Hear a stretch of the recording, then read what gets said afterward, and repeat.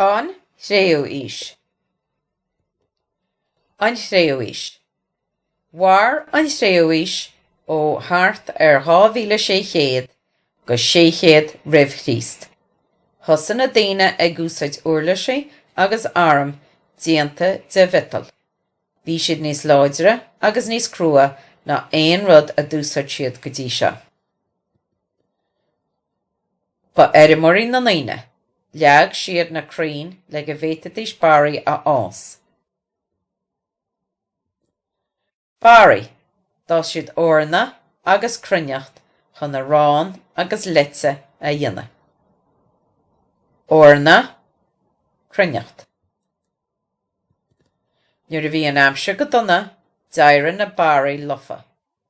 Bhí rudaí an-deacair nuair nach raibh aon Barraí acu. Dás siad líon chomh maith. D'fholaim siad conas na snáithaí a tharraingt ó chéile. Rinne siad sná as. Níomh siad an sná le chéile chun éadach a dhéanamh. Anmhíthe, bheadh baa, mucha, cuide agus gabhar acu.